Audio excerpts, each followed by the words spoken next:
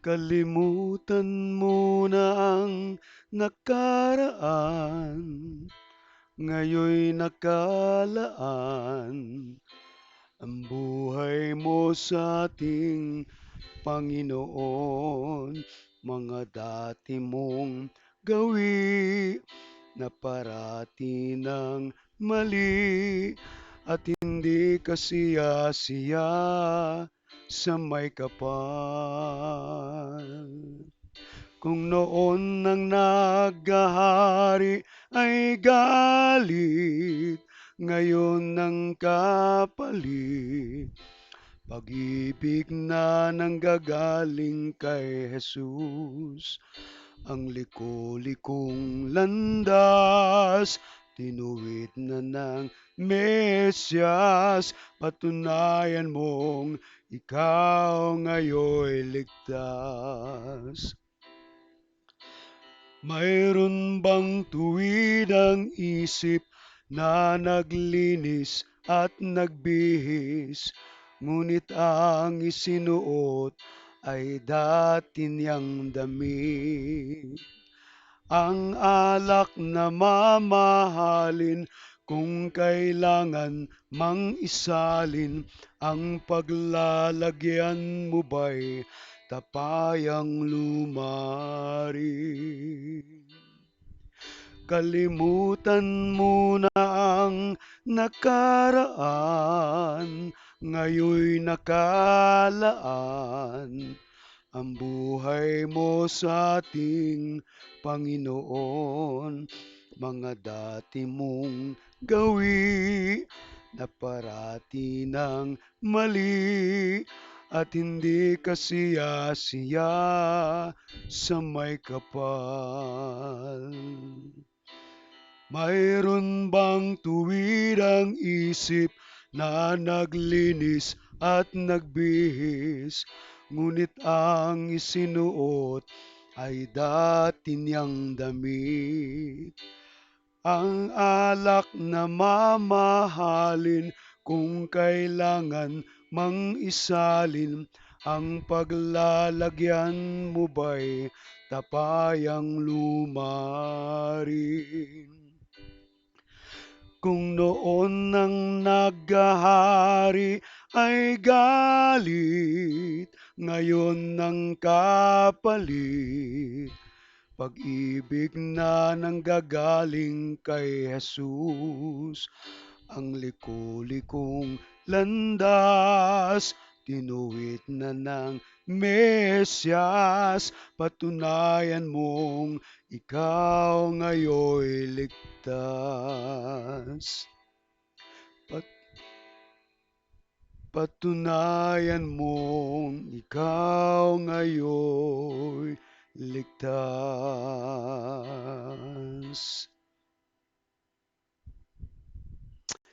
Nasusulat hindi lamang sa tinapay na bubuhay ang tao, kundi sa bawat salita na nanggagaling sa bibig ng Diyos.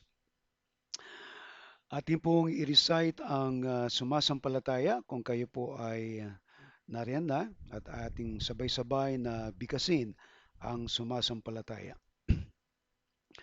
Sumasampalataya ako sa Diyos amang makapangyarihan sa lahat, lumalang ng langit at lupa at kay Hesukristo na anak niya, Panginoon natin na sa hiwaga ng Espiritu Santo, pinanganak ng Birhing Maria, nagdamdam ng hirap sa kahatulan ni Poncio Pilato, ipinako sa krus, namatay at nilibing sa ikatlong araw at nabuhay sa mga patay. Umakyat sa langit at umupo sa kanan ng Diyos amang makapangyarihan sa lahat. Doon nagmumula na paparito upang humukom sa mga buhay at mga patay. Sinasampalatayanan ko ang Espiritu Santo, ang banal na iglesyang laganap, ang pagkakaisa ng mga banal at kapatawaran ng mga kasalanan, ang kabuhayan ng katawan at ang buhay na walang hanggan. Siya nawa. Ang sampung utos, huwag kang magkakaroon ng ibang Diyos sa harap ko. Huwag kang gagawa para sa iyo ng larawang inanyuan. Huwag mong babanggitin ang pangalan ng Panginoong mong Diyos sa walang kabuluhan. Alalahanin mo ang araw ng Sabat upang ipangilin. Igalang mo ang iyong ama at ang iyong ina. Huwag kang papatay. Huwag kang mangangalunya. Huwag kang magnanakaw. Huwag kang magbibintang sa iyong kapwa. Huwag mong imbutin ang anumang bagay ng iyong kapwa. Pagpalain ng Diyos ang kanyang mga salita. Kayo pong muli ay nakatunghay sa Healing and Deliverance serye. Tayo po ay merong special message sa gabing ito. At bago tayo dumako o lumaot sa ating pong pananambahan ngayon sa pakikinig ng salita ng Diyos, tayo po ay dumako sa panalangin. Dakila naming Diyos, maraming salamat po sa gabing ito. Aming dalangin ang kapuspusan ng iyong banal na spirito at ang patuloy na pagkilos mo sa aming buhay na nawa Panginoon ay patuloy naming maunawaan ang iyong pong mga pangungusap sa buhay ng bawat isa. At aming dalangin Panginoon na mga kabigatan, mga pasanin ay patuloy mong pag-aanihin sa aming mga puso at isipan. Hiniling po namin ang iyong pong kapangyarihan, ang iyong pagdaloy, ang iyong pagkilos sa amin. Sa ngalan ni Kristo, ito po ang aming dalangin. Amen at amen. Purihin ang Diyos sa uh, gabing ito. Ang pamagat po ng ating paksa ngayon ay ang pahinga sa piling ni Jesus. So ito po ang ating ipaglilingkod ngayon. Kung kayo po ay mayroong mga Biblia, ay samahan po ninyo ako na buklatin natin ang aklat ng Mateo, Kabanata 11, talata 28. Isang talata lamang po ito at ito po ang winika ng ating Panginoon sa sitas na to ng Mateo 11:28. In English, "Come to me, all of you who are weary and burdened, and I will give you rest." Sa wikang Pilipino, lumapit kayo sa akin, kayong lahat na pagod at mabigat ang pasanin, at bibigyan ko kayo ng kapahingahan. Pagpalain ng Diyos ang kanyang mga salita. Analyze po natin ang mga winika ng ating Panginoon. Dito po sa lumapit kayo sa akin ay sa grammatical analysis, ito po ang tawag dito ay imperative phrase. Lumapit or to come is a verb in the imperative form giving a command. So ang Panginoon ay nag-uutos. And itong pariralang ito ay nagmumula sa Kanya. At kung magtatanong tayo, anong kapangyarihan ni Jesus na magsabi ng salitang lumapit kayo? Yung salitang kayo ay a personal pronoun, plural form, addressing a group of people. Let us remember na si Jesus nung first century, nung siya ay nagsasalita sa pariralang ito, ay ina-address niya yung kanyang mga followers, yung kanyang mga tagasunod, yung kanyang mga alagad noong panahong yon. And that is on the first century. And now we are on the 21st century. So nasa ika-21 siglo na po tayo. At itong mga kataga na binitawan ng ating Panginoon ay patuloy na nag-aanyaya. Isa itong imbitasyon sa lahat ng tao. At hindi tayo exempted sapagkat itong nag-iimbita ay merong ipinangako na ibibigay. At ang sinasabi niya dito, lumapit kayo.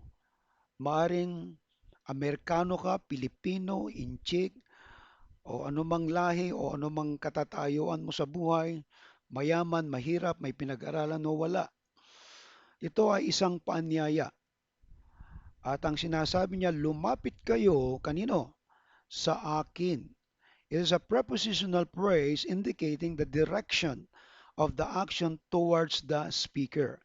So Jesus is the one who is speaking on this phrase. Lumapit kayo sa akin.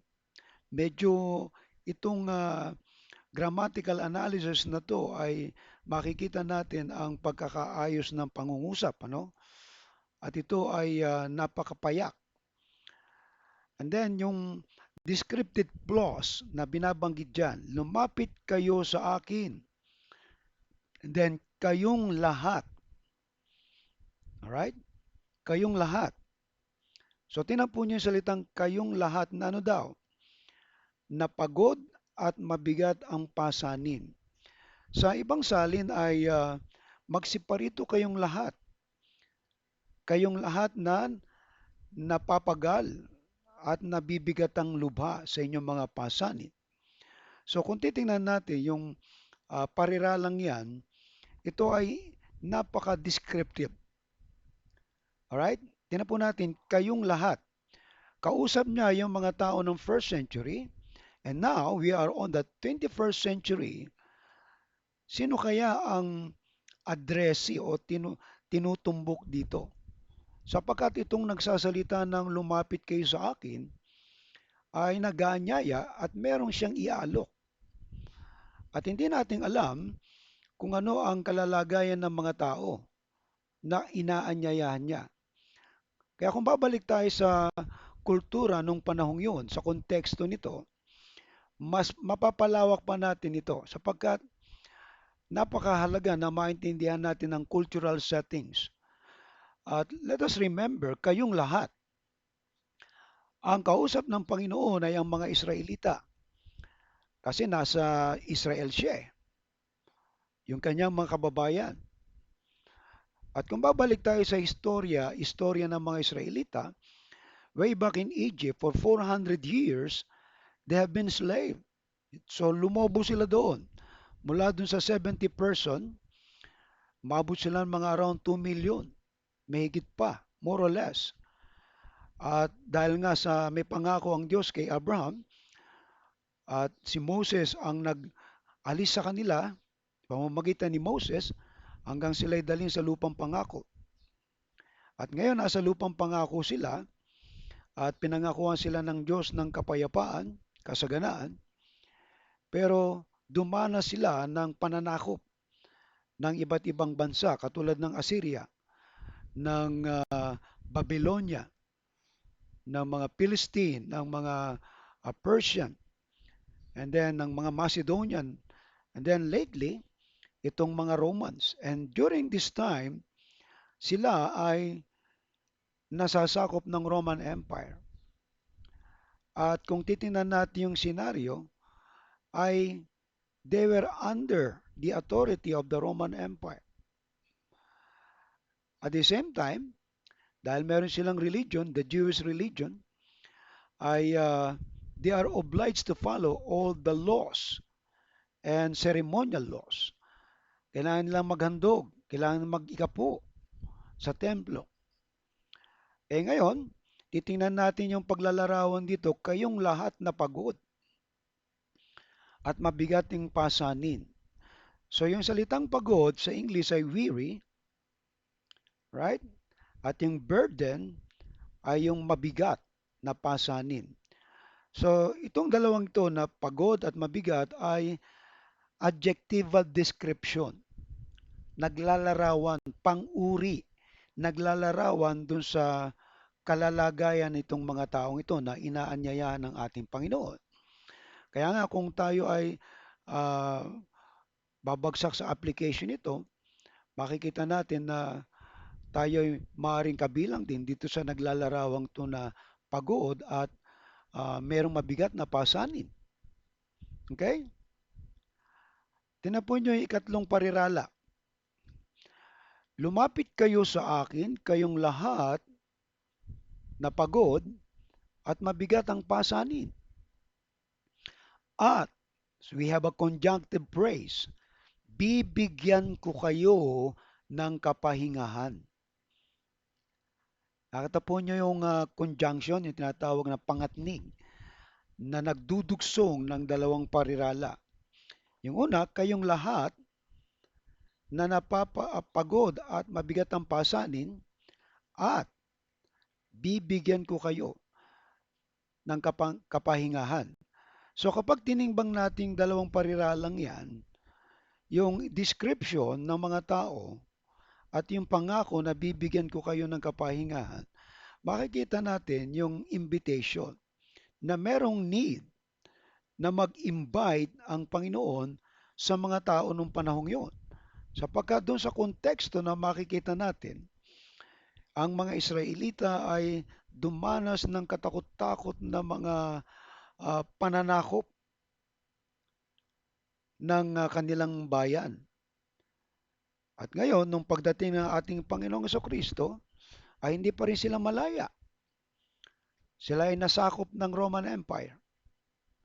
Okay? Tingnan niyo po yung yung ating grammatical analysis. Bibigyan. In English, I will give.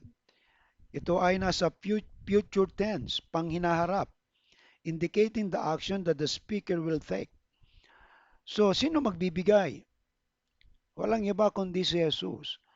Kaya yung tanong natin, anong capacity na meron si Jesus para bigyan ka ng kapayapaan? Let us remember that Jesus is the Son of God. Siya yung Diyos na nagkatawan tao at bilang Diyos sa anyo ng tao, ay He is qualified and He is able to give this promise. Bibigyan ko kayo. Pero ito po'y nasa future, panghinaharap. Pero yung kanyang invitation ay nasa present active imperative, kasalukuyan.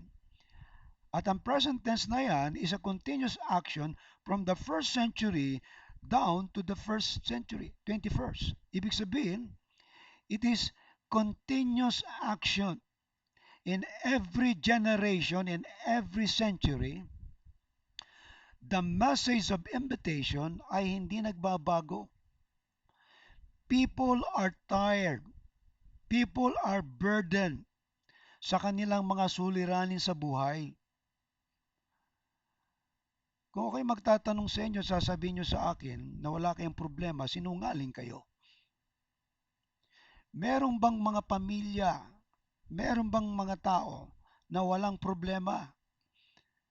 Pipilosopuhin ako ng iba. Yung mga patay, pastor, wala nang problema. Patay na nga eh. Pero yung tanong, sa buhay na to, mula nang ipinanganak ka hanggang ngayon, tanongin mo ang sarili mo, wala ka bang problema? Of course, we have a problem. Problemado tayo, mga kapatid. Pero itong nag-aanyaya sa atin ay may kapangyarihan na magbigay ng Tingnan niyo po. Bibigyan ko. Yung ko ay pronoun referring to the subject. Jesus is the subject. Sa yung simuno na nagsasalita na sa halip na ako, kundi bibigyan ko. Medyo invert, baliktad eh. Ako ay magbibigay o bibigyan ko, pareho din nasa future. Pero to, for the sake of reading, hindi na yung ako magbibigay, kundi bibigyan ko. So, kumbaga kabaliktaran, ano? So, bibigyan ko, sino? Kayo.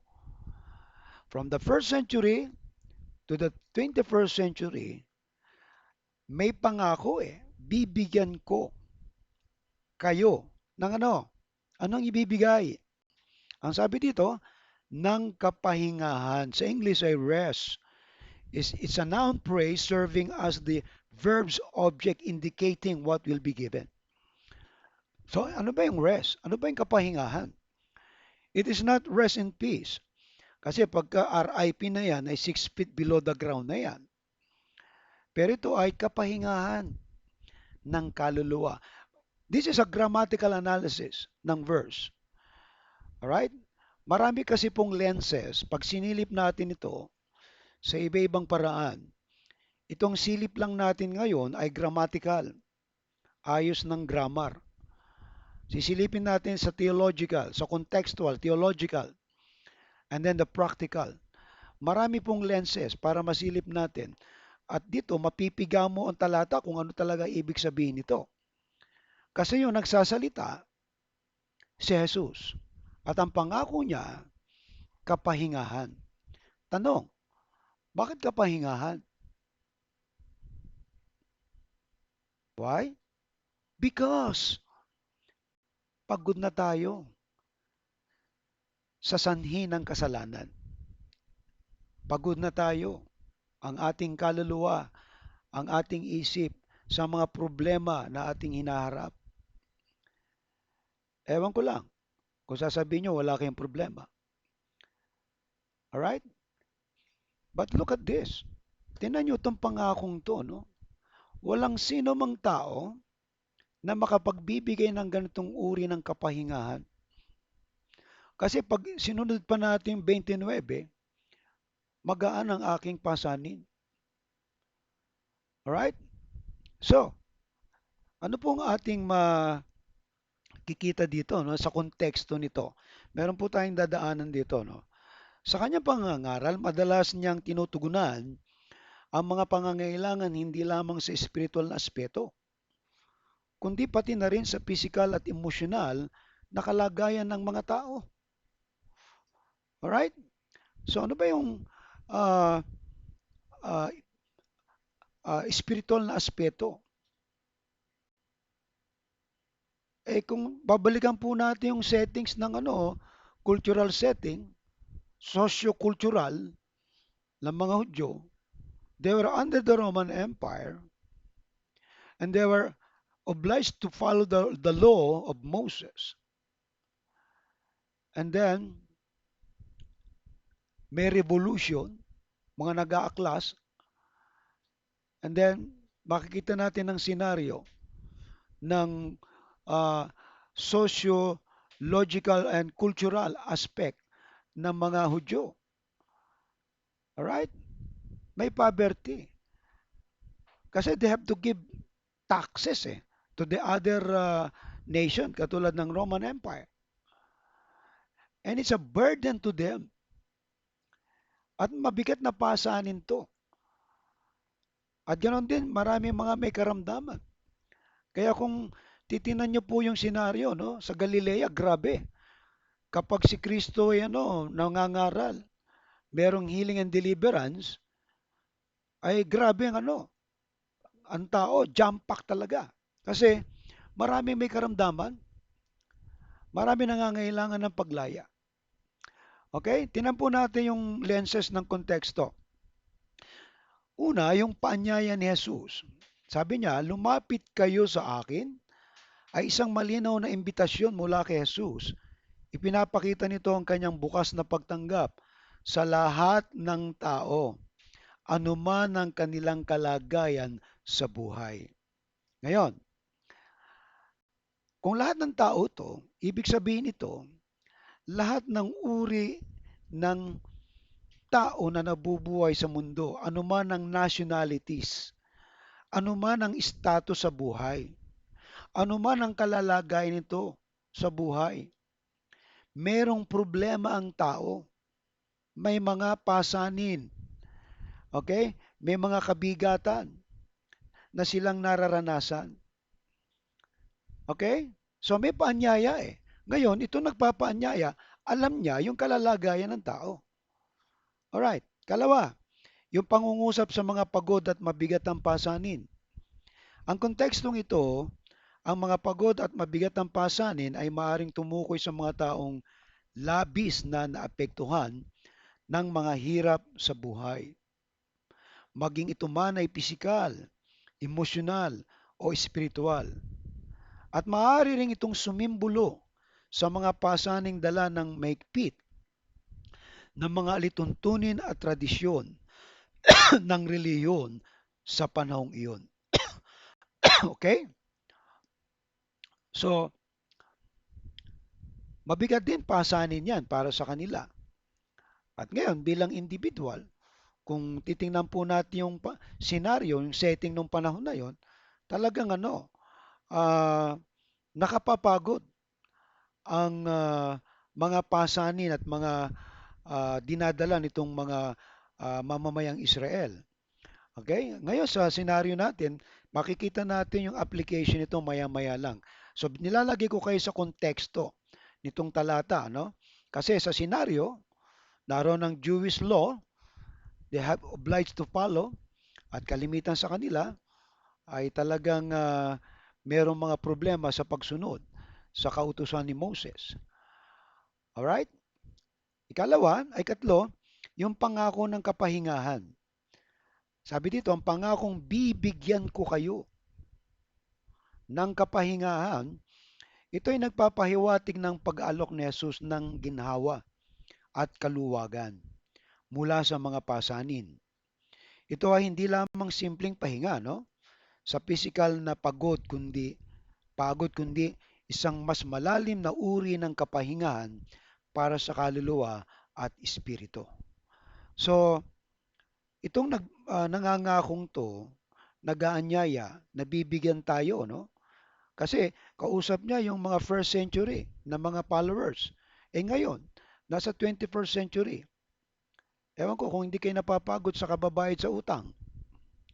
Hindi kayo napapagod na bukas papasok na naman yung mga anak nyo. Baon na naman ang hihingin yan.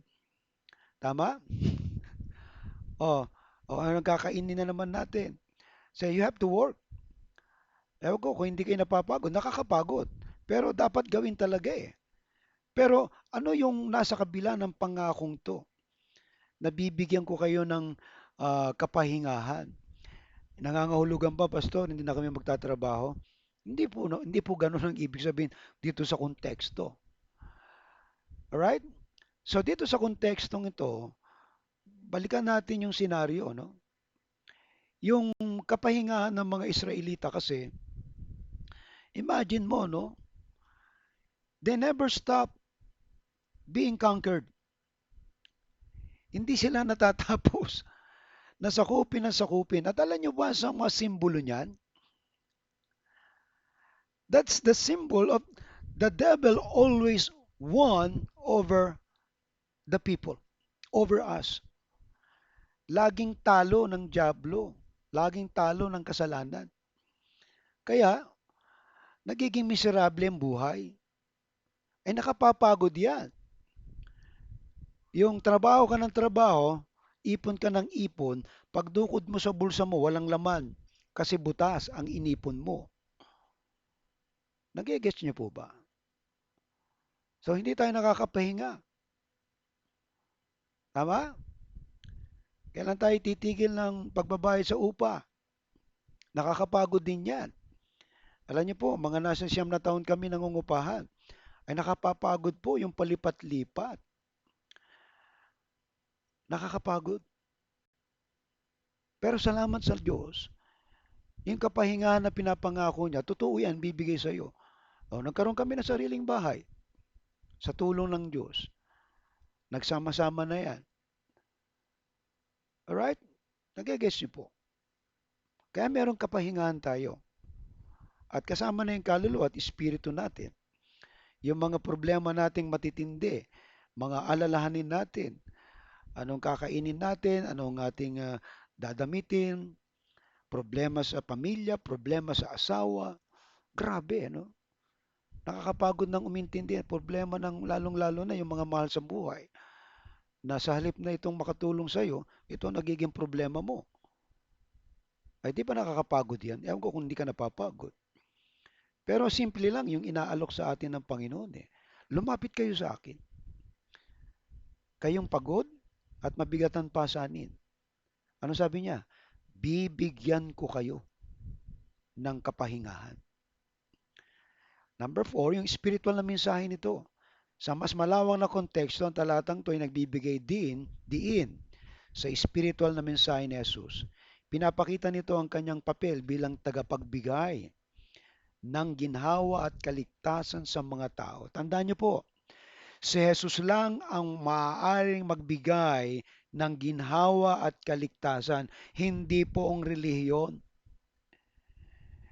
May mga relihiyon na kapag hindi ka nakapag-ika po, may utang ka. Abay, napakabigat niyan. Kinakailangan may attendance ka. Pag hindi ka dumalo, nakukuha niyo po. Pero kay Jesus, grabe ano? Malaya ka eh. Ginhawa at kaligtasan, kaluwagan ang ibibigay niya sa iyo. Hindi ka niya papahirapan. Pagagaanin nga niya ang buhay mo eh. Okay? Kaya siya nag-aanyaya. Dito sa akin, magaan kayo. Nagiging mabigat lang kasi ang tao, pinapahirapan ng mga tao. Nag-set up sila ng kanilang mga sariling patakaran, na patakaran nila yon, hindi patakaran ni Jesus. Alright? So, ito yung sentro ng Kristyanismo, yung ginhawa at kaligtasan. Kasi kung hirap na hirap ka na doon sa relihiyon mo, hirap na hirap ka na doon sa mga problema mo, abay, panahon na para lumapit ka kay Jesus. Kasi siya yung nag-aanyaya eh. Siya yung nag-aalok. Alright? Amen, mga kapatid. Kaway-kaway dyan. Okay? Number 5, kontra sa mga tradisyonal na reliyosong pasanin. Sa panahon ni Jesus, maraming Hudyo ang nasa ilalim ng mahigpit na mga batas at tradisyon na pinatutupad ng mga lider ng relihiyon. Ang kanyang mensahe ay isang malinaw na kontras sa mga pabigat na ito, na nag-aalok ng isang mas personal at mapagpalayang relasyon sa Diyos. You see? Personal ha, mapagpalayang relasyon sa Diyos. Kaya kung tayo may personal na relasyon kay Kristo, malaya tayo. Hindi tayo nakatali sa religious ideology. Kasi mga religion ngayon, may mga set up of kanilang mga tenets yan eh. Pero kung nakakonect ka kay Jesus, so hindi naman sinasabi natin na hindi mo na kinakailangan ng church. Kailangan mo pa rin ng grupo ng mga tao na makakasama mo para ikaw ay lumakas. Dahil kung wala ka naman yan, ay ulila ang tawag sa iyo niyan. Alam natin mga ulila, walang magulang, walang ama't ina, ulila. Ay saan ka tatakbo? Okay? So ang sinasabi natin, yung traditional na nagagawa ng nagse-set up ng mga batas at kautusan na sila mismo hindi nila masunod. Nahihirapan sila. Pero dapat maging malaya tayo sa paglilingkod at pagsamba sa ating Panginoon. Amen. Okay, sa kabuuan nito, hindi lamang isang simpleng paanyaya ngunit isang malalim na mensahe.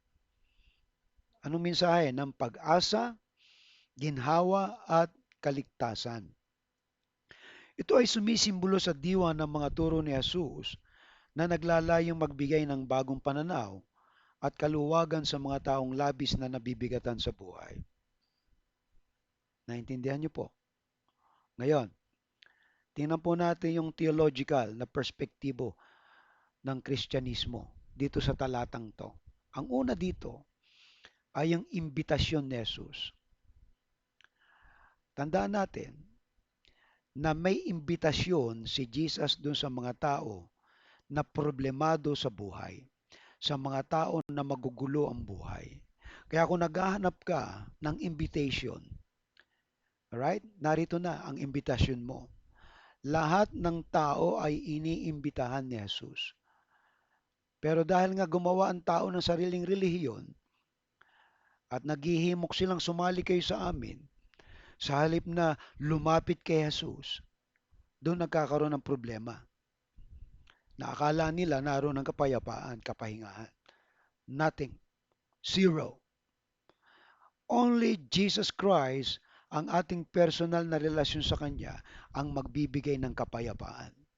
Kaya kung nakikinig ka ngayon, imbitasyon sa iyo ni Jesus to. Lumapit ka sa akin. Amen. Si Jesus bilang pinagmumula ng kapahingahan, nakapaloob dito. Okay? Siya yung pinaggagalingan ng kapahingahan.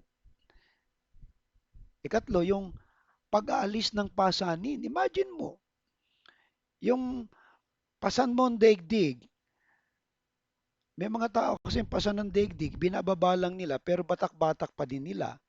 So, hindi pa rin sila nakakalaya. Eh, yung aalisin niya yung pasanin mo, yung pagod at bigat, ano bang problema mo? Ano bang kailangan mo? Lumapit ka sa Panginoon kasi siya nag-o-offer eh. Okay? And then, yung ikaapat dito, yung pagtanggap ng biyaya sa Diyos. Talagang puro biyaya lahat eh, yung binibigay ng Lord sa atin. Hindi nating pagpapaguran, ibinigay niya sa atin yan, libre. Lalapit ka lang. May nag-aanyaya eh. Hindi mo siya pagpapagalan. Inaanyayahan ka, kung lalapit ka, ibibigay niya sa iyo yan. Ngayon, kung tatanggi ka pa, wala na akong magagawa dyan. Alright?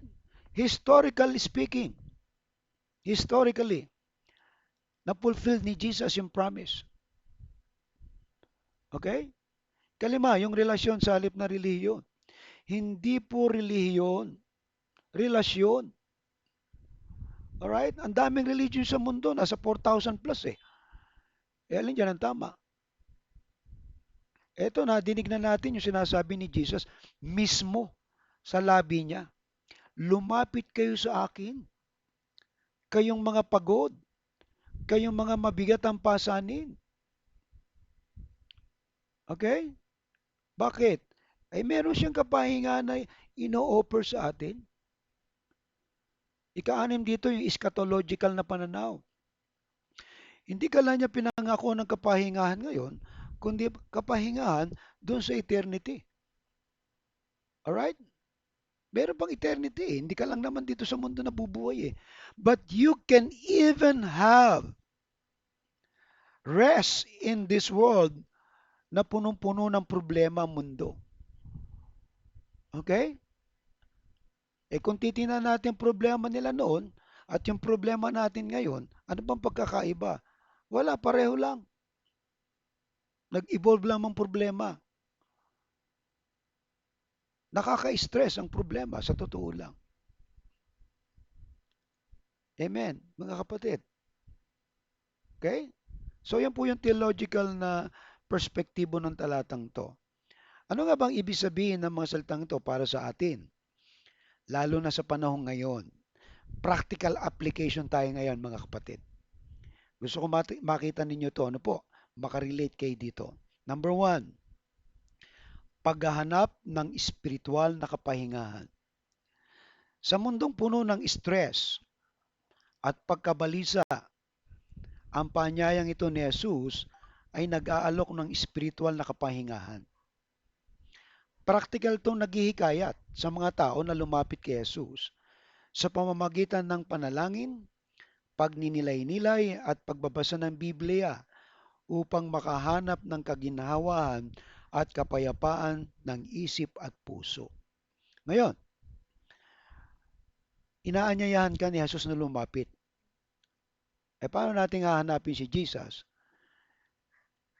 Eh pastor, pupunta ba tayo sa Quiapo? Ay hindi. Idolatry yun eh. Magbasa ka ng Bible. Makikita mo doon ang salita ng Diyos. Manalangin ka. Magnilay-nilay ka. Kaya nga ginawa ko ngayon, magkaroon tayo ng everyday devotion. Medyo mabigat na trabaho po yan. Hindi naman ako binabayaran dyan eh. Pero ito ay nais po natin na tulungan ng ating mga kababayan, mga kapatid, na magnilay-nilay ng salita ng Diyos. Okay? At magbasa ng Biblia. At dito makakahanap ng kaginawan at kapayapaan ng isip at puso. Maghanap ka ng mga tao nung sila'y magsimulang magbasa ng Biblia na pagbulay-bulayan nila at nanalangin sila kung ano ang kanilang naranasan. Lahat po ng tao magsasabi sa iyo, kaginhawahan. Gumaan ang kanilang pakiramdam. Bakit? Dahil may kapangyarihan ang salita ng Diyos. Dahil ang Diyos ay nakikinig sa panalangin. Dahil yung pinagbubulay-bulayan mo, may kapangyarihan. Eh ngayon, kung pagbubulay-bulayan mo yung problema, eh talagang lalaki yan. Pag bulay-bulayan mo salita ng Diyos, lumiliit ang problema mo. Amen. Okay? Yan, makikita natin ang spiritual na kapahingahan. Magbasa ng Biblia, manalangin, magnilay-nilay. Kalawa, pagbabawas ng mga pasanin.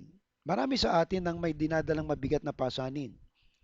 Tulad ng mga problema sa pamilya. Tanong ko sa inyo, wala ba kayong problema sa pamilya nyo? Meron. Ano? Pera. Ewan ko, ano, kung magsisinungaling kayo. Grabe nga ngayon, nakaka-stress talaga bilihin. Magsi-senior citizen na nga yung bigas sa tindi ng mahal. Okay? Ano pa? Trabaho.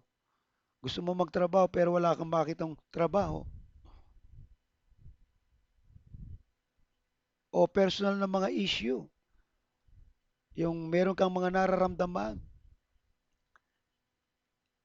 meron kang mga tanong, magulo. Hindi mo maintindihan kung saan ka pupwesto.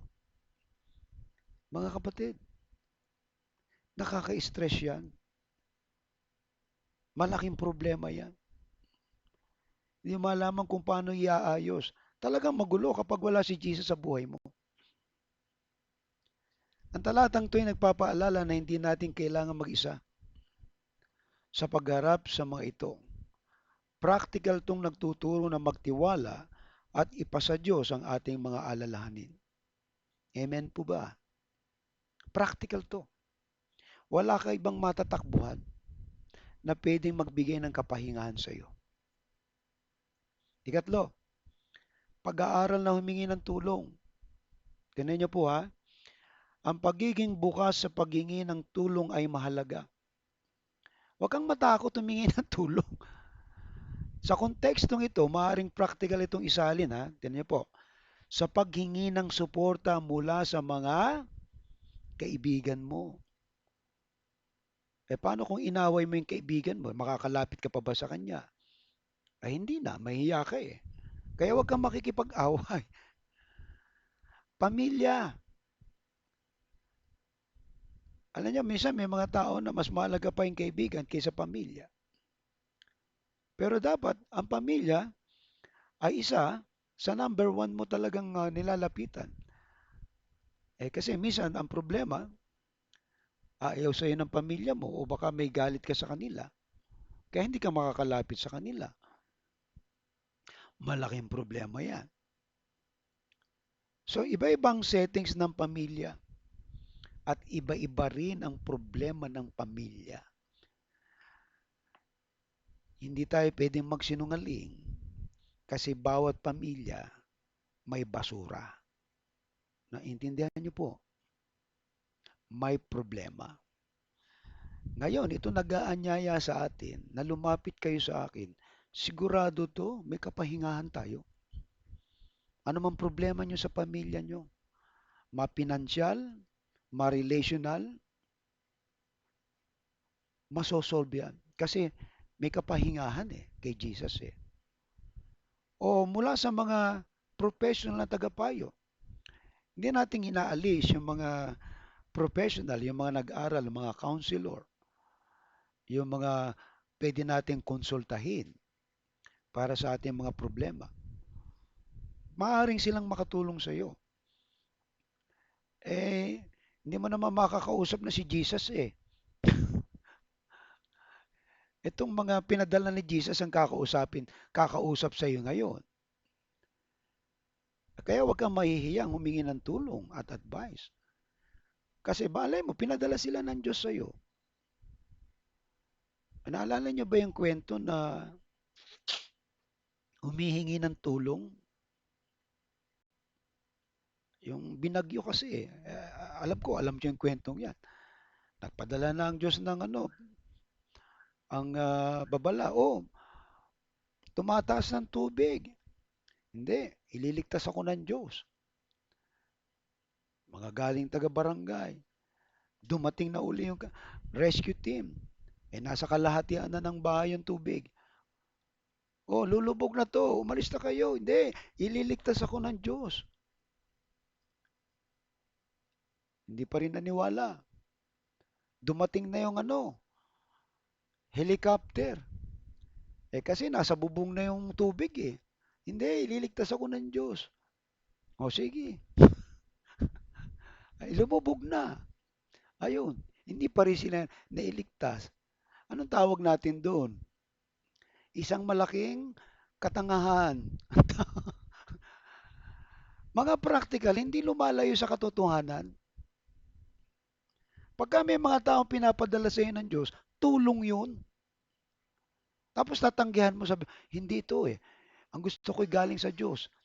Aba, ipinadala nga na sa iyo ng Diyos yung tulong eh. Kaya hindi masamang humingi ng tulong.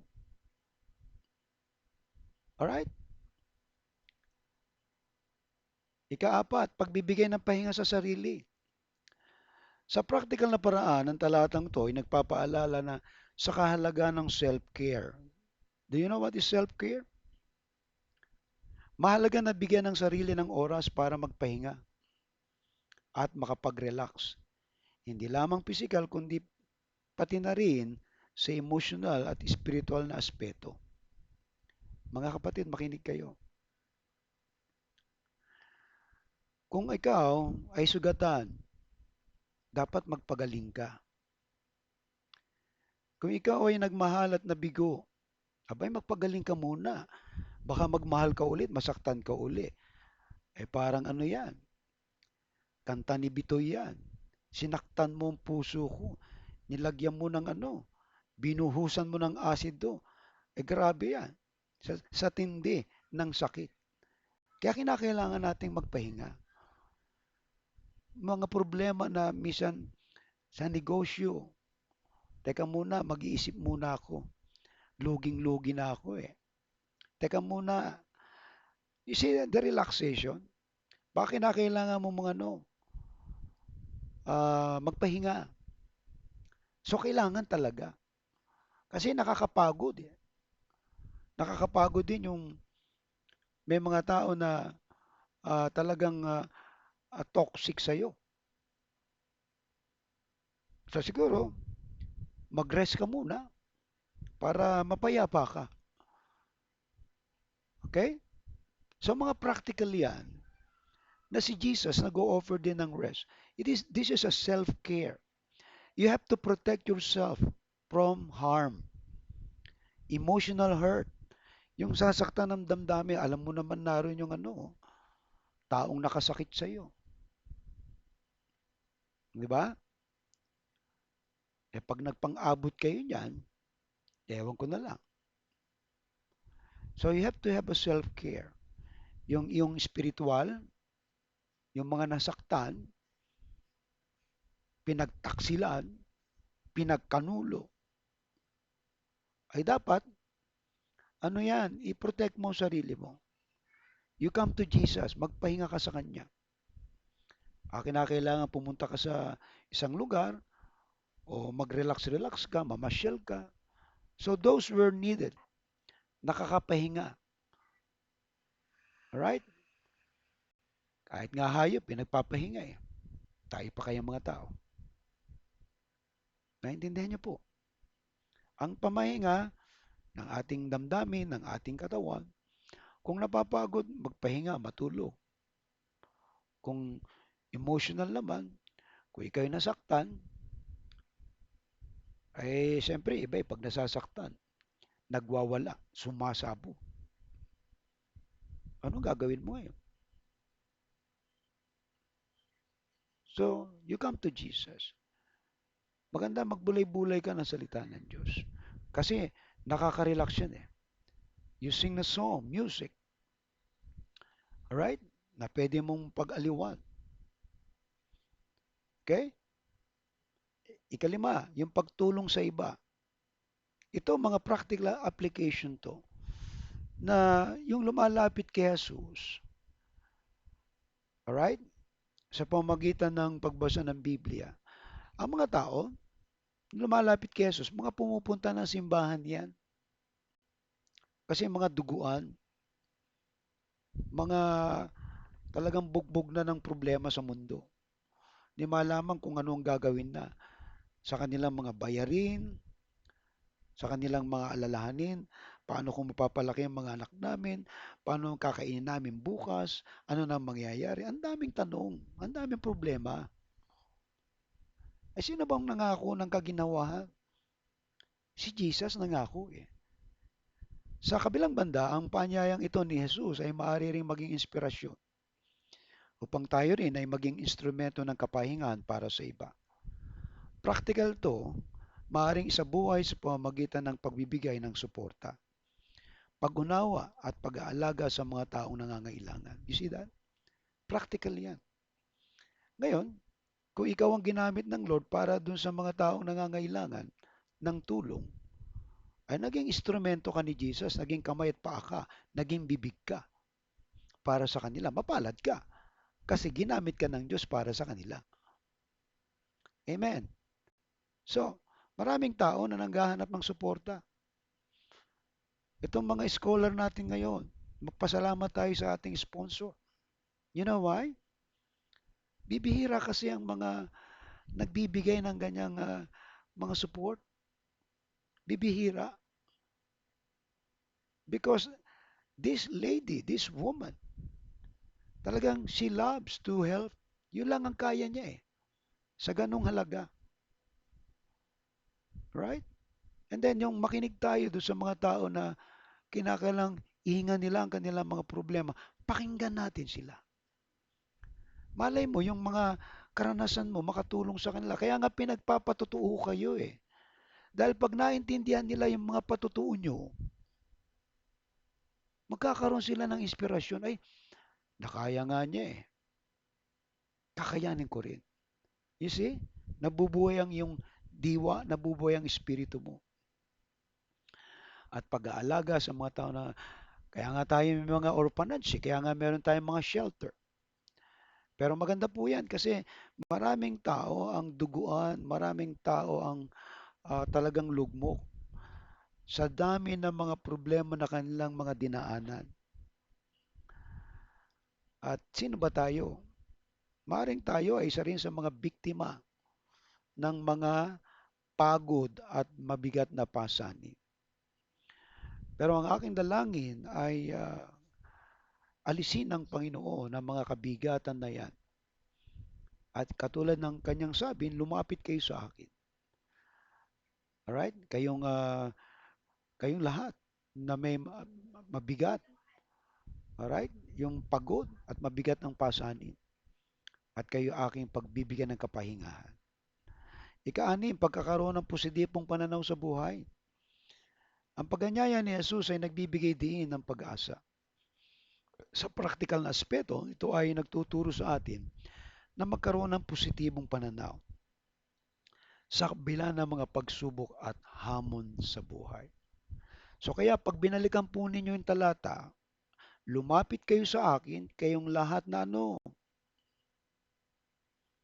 okay, kayong lahat na pagod at mabigat ang pasanin. Ano pangako niya?